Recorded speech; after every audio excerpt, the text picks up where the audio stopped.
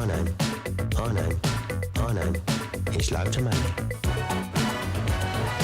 Not everyone has loads of money. Gaming is a really expensive hobby, and recently it has shown signs that those expenses are only going to increase come next generation. So, what has the industry done in the meantime to help the everyman continue to partake in this hobby without, starving to death? Now, this isn't some hot tip video. I'm not going to be covering the top 10 secrets the industry doesn't want you to know, or something like that. No.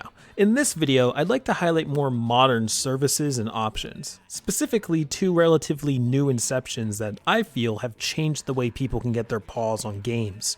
The first one being Gamepass. Welcome to loads of money.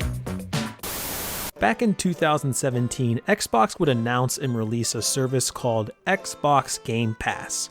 It wasn't too surprising. Phil Spencer had been spouting over and over that he wanted to create a Netflix for games at the time.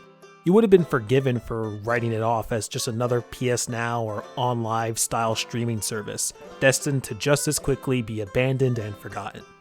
However, much to my and many others' surprise, it wasn't a streaming service. It was good.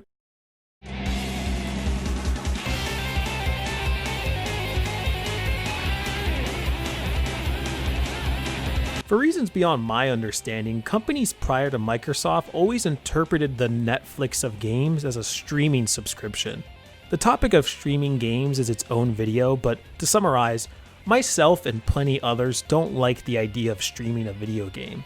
It only works well if you have extremely fast and consistent internet speeds, which, if the service is supposed to be for the financially struggling who can't afford games at their full retail price, that doesn't work out because those speeds can cost a lot of money that they wouldn't have. Plus, no download or update times isn't exactly exciting to someone with fast internet.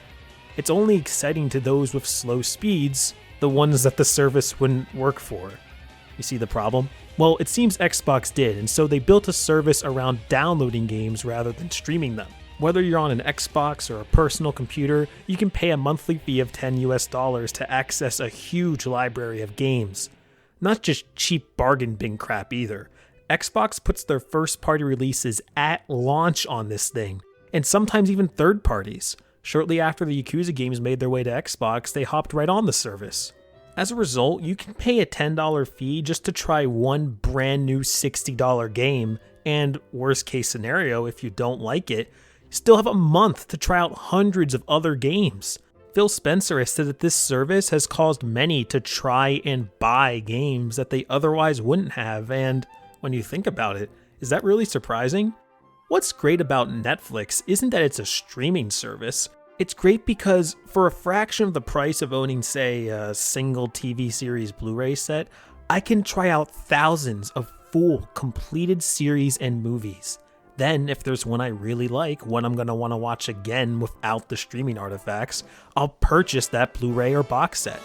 You can't guarantee everyone will love something, but if you give people the chance, you might get more dedicated fans than you would have otherwise.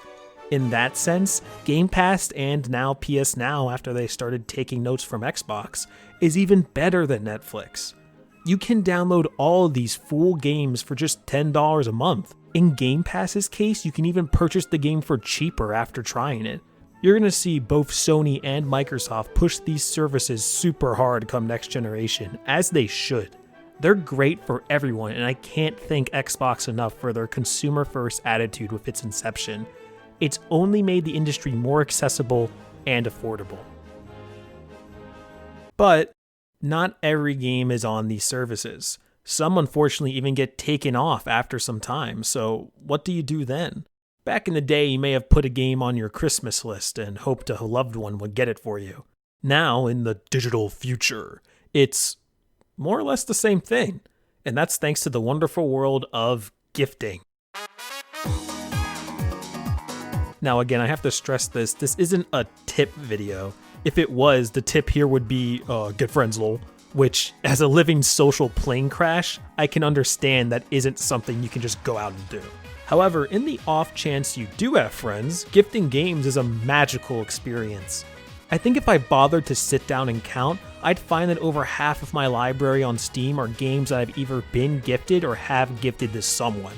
Gifting someone a game gives someone that might not have the luxury to spend money on a whim a chance to discover new favorites. It allows cheap multiplayer-focused games to be sold in bundles, letting you gift the other copies to friends so you can all play together. I can safely say these hour counts I have on 100% Orange Juice and Monster Hunter World wouldn't be half what they are if I hadn't convinced friends to try them by gifting them copies.